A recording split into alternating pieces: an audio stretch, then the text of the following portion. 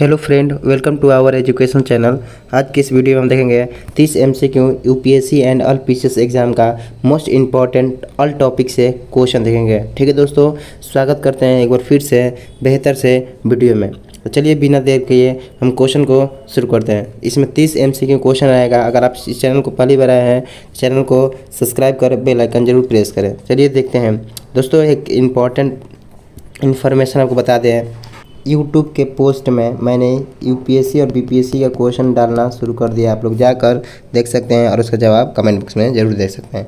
चलिए शुरू करते हैं आज के इस वीडियो के क्वेश्चन को। देखिए 30 MCQ यूपीएससी एंड एलपीसीएस एग्जाम के लिए मोस्ट इंपॉर्टेंट क्वेश्चन। देखिए पहला नंबर हिस्ट्री से हम देखते हैं। ठीक है, देखिए पहला क्वेश्चन है इसमें, चार्टर एक्ट 1833 के अंतर्गत गवर्नर जनरल ऑफ बंगाल को किस पद से नवाजा गया? इसका आप लोग आंसर ऑफ करें, कमेंट बॉक्स में बताइए कि आप लोगों का कितना सही हुआ। टोटल 30 क्वेश्चन है। ठीक है, governor general of India, viceroy, council of state का प्रमुख, governor general of British crown. इसका आंसर होगा दोस्तों बी, वाइसराय से नवाजा गया। ठीक है, सॉरी दोस्तों, governor general of India DA हो जाएगा इसका आंसर, वाइसराय नहीं, गवर्नर जनरल ऑफ इंडिया इसको कहा गया। ठीक है, आंसर ए है। देखिए आंसर ए। नेक्स्ट क्वेश्चन है, स्वराज पार्टी की स्थापना किसने की थी? स्वराज पार्टी की स्थापना मोतीलाल नेहरू और CR दास ने 1923 में की थी। ध्यान रखिएगा 1923 में। ठीक है, आंसर होगा बी, आंसर बी। ये रहा, यंग बंगाल मूवमेंट किसके नेतृत्व में था? यंग बंगाल मूवमेंट किसके नेतृत्व में था? आंसर होगा हेनरी विवियन डिरोजियो। आंसर होगा बी, हेनरी विवियन डिरोजियो के नेतृत्व में यंग बंगाल मूवमेंट का नेतृत्व था। चलिए दोस्तों आगे देखते हैं।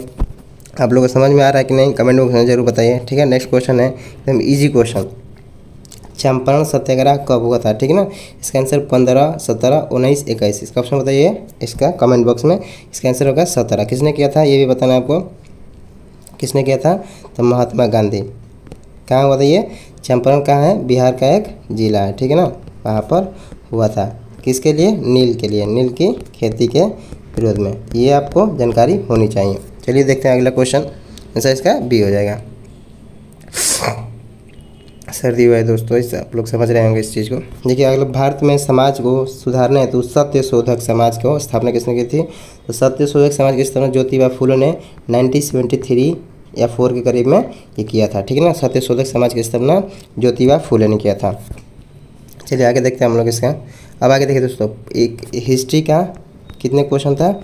5 क्वेश्चन था। ठीक है, पॉलिटी का भी 5 क्वेश्चन मिलेगा आपको, जियोग्राफी का भी इसी तरह 10 क्वेश्चन मिलेगा। सबका टॉपिक वाइज दिया गया है, मिसलेनियस भी है इसमें, आप लोग को देखना है, बताना है। देखिए अब पॉलिटी का शुरू होता है। जैसे पॉलिटी का पहला क्वेश्चन क्या है?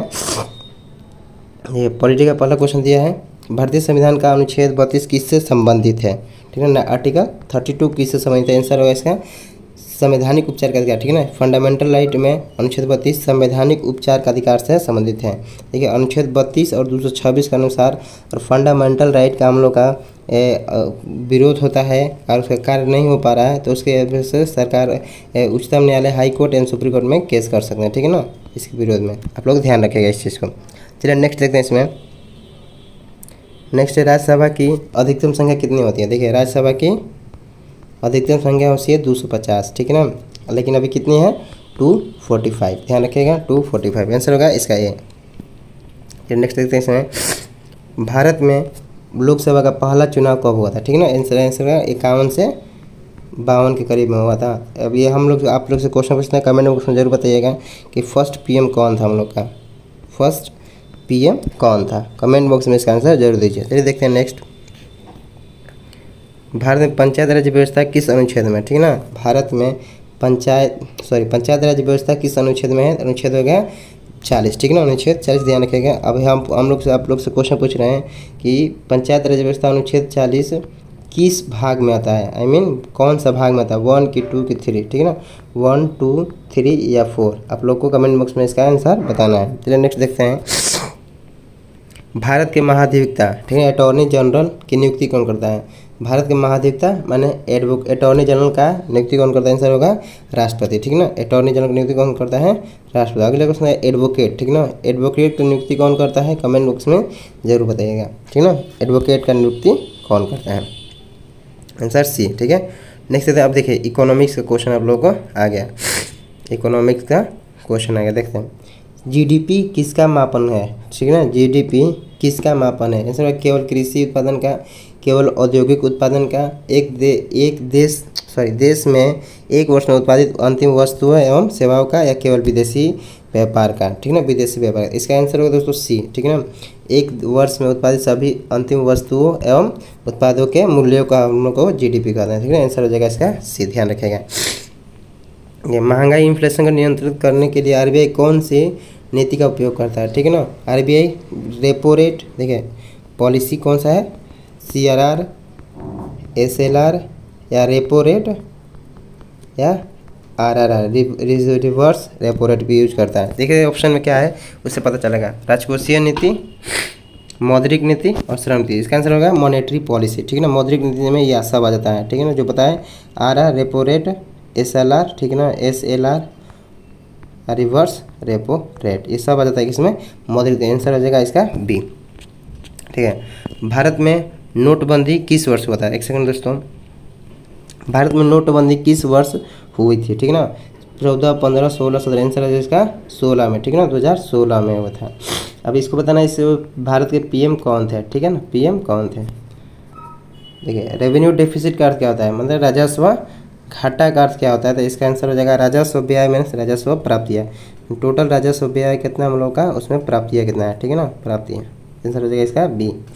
देखिए जल्दी कर रहे हैं, आई होप कि आप लोगों को समझ में आ रहेगा। देखिए अब एकदम इजी क्वेश्चन, WTO वर्ल्ड, इसका हम फुल फॉर्म बता दे रहे हैं आपको, वर्ल्ड ट्रेड ऑर्गेनाइजेशन। इसका मुख्यालय कहाँ पर है, इसका मुख्यालय जेनेवा में है, ठीक है ना। आंसर है इसका बी। देखिए इन्वायरमेंट का आप लोग का क्वेश्चन आ गया। क्योटो प्रोटोकॉल किससे संबंधित है, सॉरी दोस्तों, क्योटो प्रोटोकॉल किससे संबंधित है। इसका आंसर हो जाएगा ग्रीन हाउस गैस, ठीक है ना, सी इसका आंसर हो जाएगा। 5 जून को, ठीक है दोस्तों, 5 जून को। देखिए रेड डाटा बुक किससे संबंधित है, ठीक है ना, तो रेड डाटा लिस्ट संकटग्रस्त प्रजाति से संबंधित है, ये ध्यान रखिएगा। अगला साइट्स का संबंध किससे है, तो साइट्स का संबंध विलुप्तीय प्राय जीव जंतुओं के पौधे के व्यापार से है, ठीक है। आईपीसीसी का फुल फॉर्म क्या होता है, ऑप्शन देख लेते हैं क्या है, ठीक है। ऑप्शन में होगा international panel conversation of climate, ये तो नहीं होगा, intro governmental panel climate change, ये आंसर बी हो जाएगा, ठीक है, ध्यान रखिएगा। अब ज्योग्राफी का क्वेश्चन आ गया, ज्योग्राफी का आप बताइए कितना सब में कितना सही हो रहा है, ठीक है। सबसे ऊंचा ज्वालामुखी कौन सा है, तो माउंट कोटोपॉक्सी, आप लोग पता है माउंट कोटोपॉक्सी सबसे ऊंचा ज्वालामुखी है। ब्लैक सोयल को और किस नाम से जानता है, आंसर रेगुर मिट्टी, ठीक है, आंसर सी। मानसून का भारत में किस दिशा से आता है, दक्षिण पश्चिम, आंसर सी। और सॉरी दोस्तों, हाँ दक्षिण पश्चिम, आंसर बी है, ठीक है। ज्वालामुखी द्वीपीय समूह का उदाहरण क्या है, अंडमान, एक सेकंड दोस्तों, हाँ अंडमान निकोबार इसका समूह है, ठीक है। विश्व का सबसे बड़ा डेल्टा कौन सा है, तो आपको पता है गंगा ब्रह्मपुत्र डेल्टा, बंगाल का डेल्टा, ठीक है ना, बंगाल का डेल्टा, ठीक है ना, ये है ब्रह्मपुत्र डेल्टा, आंसर बी हो जाएगा। देखिए मिशन चंद्रयान 3 का मुख्य उद्देश्य क्या था, चांद्र पर सॉफ्ट लैंडिंग करना, आंसर बी। भारत का अंतरिक्ष अनुसंधान इसरो का मुख्यालय कहाँ पर है, इसका आंसर हो जाएगा इसरो का मुख्यालय बेंगलुरु में, ठीक है, बेंगलुरु में है। ऑपरेशन फ्लूड किससे संबंधित है, ऑपरेशन फ्लूड दूध क्रांति।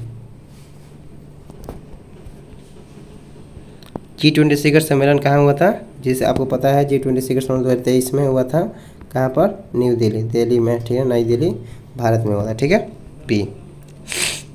नोबेल शांति पुरस्कार 2014 किसने मिला था, 2014 में किसने मिला था, तो आंसर होगा नरेंद्र मोदी को, ठीक है, नरेंद्र, भारत के पीएम को।